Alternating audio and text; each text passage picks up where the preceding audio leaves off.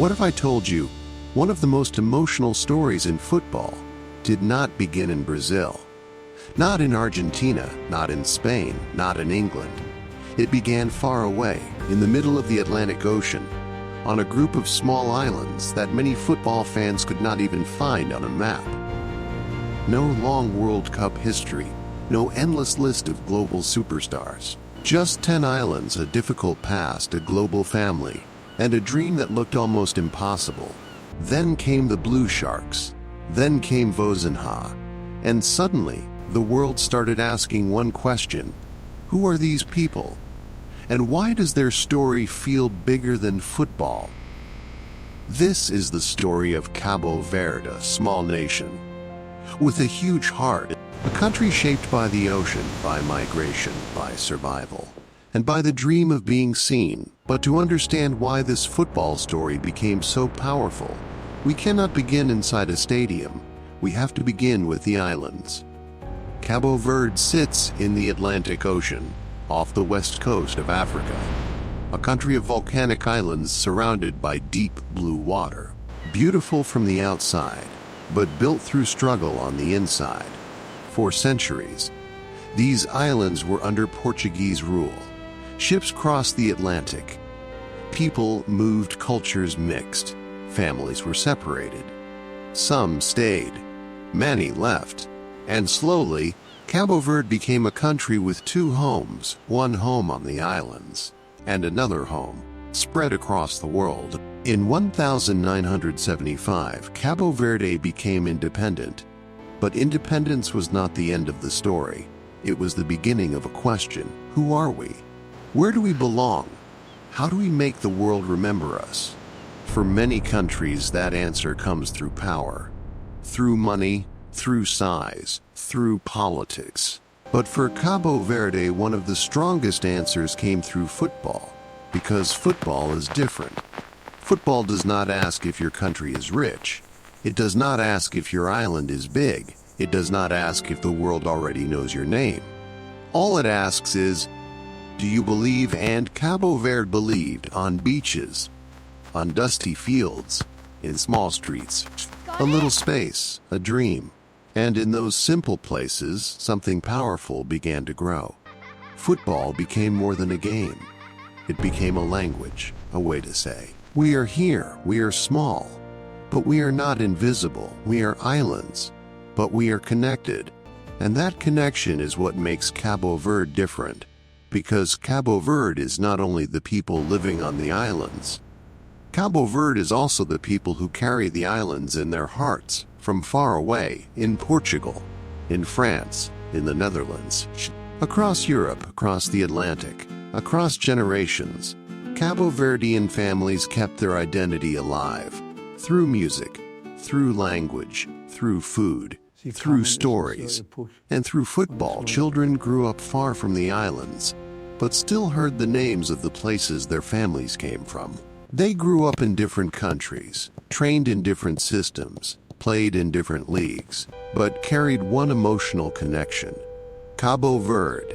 And when the national team called, it was not just football, it was a return to memory, a return to roots, a return to identity. That is why this team became so special. It was not just built from one island. It was built from 10 islands and from a global Cabo Verdean family, a small country with a worldwide heartbeat. Then came the name, the Blue Sharks. A perfect name for a team from the Atlantic, strong, patient, dangerous, and impossible to ignore. Once they started moving, Cabo Verde did not rise like a giant. They rose quietly, step by step, match by match, year by year. They were not always the team the world talked about. They were not always on the front pages. They were not treated like football royalty. But that became part of their power, because while the world was looking somewhere else, Cabo Verde was building something. A team with discipline, a team with pride, a team that knew how to suffer, a team that could defend together, run together, fight together, and wait for the right moment. They did not have the biggest names, but they had unity. And sometimes, unity can be more dangerous than fame. When Cabo Verde reached the world stage, many people saw them as a beautiful story. A small country, a romantic underdog, a team that should be happy just to be there. But Cabo Verde did not come only to participate. They came to be remembered, and very quickly the world started to understand. This was not a team of tourists. This was not a team waiting to be beaten. This was a team carrying history. Every tackle had emotion. Every counterattack had purpose. Every save had meaning. And in the middle of it all stood one man, a goalkeeper, a veteran, a leader. Vozinha. His full name is Josimar José Évora Dias, but to football fans, he became Vozinha, the man under the lights, the man carrying the pressure of a nation with gloves on his hands, and 40 years of life behind his eyes. At 40 years old, he was not supposed to become one of the faces of a World Cup story. Football usually celebrates the young, the fast, the expensive, the famous, but Vozinha became something different. He became emotion, he became resistance, he became the face of Cabo Verde's miracle. Every time the ball came toward goal, Cabo Verde held its breath. Every time he moved, the islands moved with him. Every save felt personal for fans on the islands. It was pride. For Cabo Verdeans abroad, it was home. For neutral fans around the world, it was the kind of football story people still want to believe in. Not perfect, not manufactured, not built by hype, just real. A man who waited years for the world to notice. And when the moment finally came, he was ready. That is why Vozinha's story became so powerful. Because everyone understands what it means to be overlooked. Everyone understands what it means to wait. Everyone understands what it means to be told, your moment has already passed. But sometimes, life does not follow the schedule people create for you. Sometimes your biggest moment comes late. Sometimes it comes when the world least expects it. And sometimes it comes when millions are finally watching. For Vozinha, that moment came with Cabo Verde. And for Cabo Verde, that moment came against the giants, Spain, Uruguay, Argentina, countries with history, countries with stars, countries that football fans already respected before the first whistle. Cabo Verde had to earn every bit of respect, and they did. Against bigger teams, they did not disappear. Against pressure, they did not collapse. Against the weight of history, they stood firm. Every match felt like the dream could end, and every time, Cabo Verde found another reason to keep fighting. Then came Argentina, one of football's greatest nations, a country of legends, a country of champions, a country the whole world watches. For many people, this was supposed to be the end of the Cabo Verde story. The brave underdog had gone far enough. The small nation had already made history. The dream had already been beautiful. But Cabo Verde did not step onto the pitch looking for sympathy. They stepped onto it looking for respect, and respect is not given. It is taken. Argentina had the names.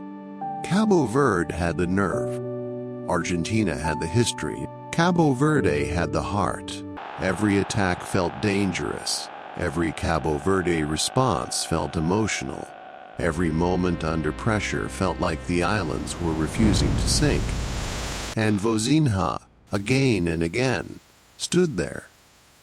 Not just as a goalkeeper, as a symbol, a wall, a reminder, a message. Cabo Verde may be small, but they are not weak. Even when the final result went against them, something had changed. The scoreboard said Cabo Verde were out, but the story said Cabo Verde had arrived, and that is the strange beauty of football. Sometimes you lose the match, but win the world's respect. Sometimes you leave the tournament, but enter history. That is exactly what happened to Cabo Verde. People started searching their name.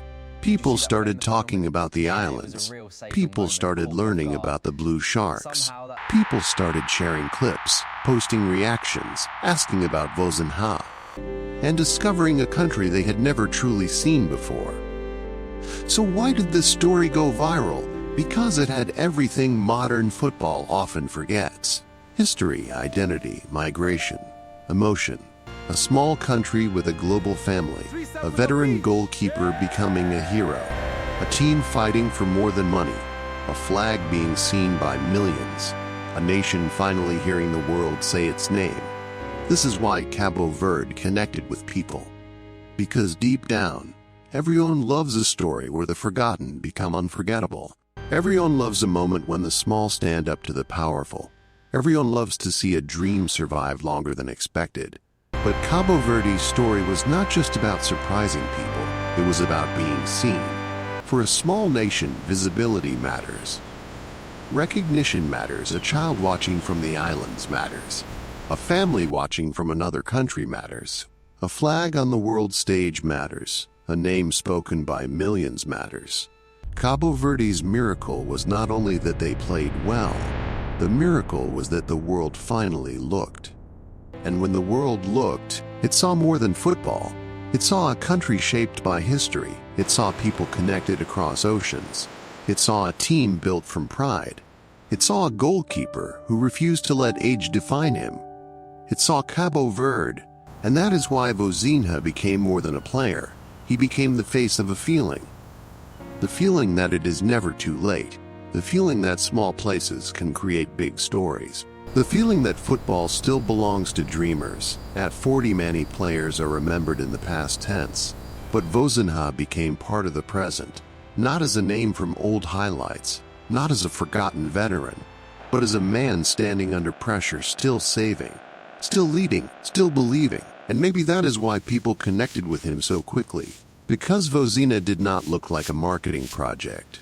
He looked like a real story. A man who had carried his country for years. And finally, the world noticed. In the end, Cabo Verde's journey is not just a football story. It is a story of islands.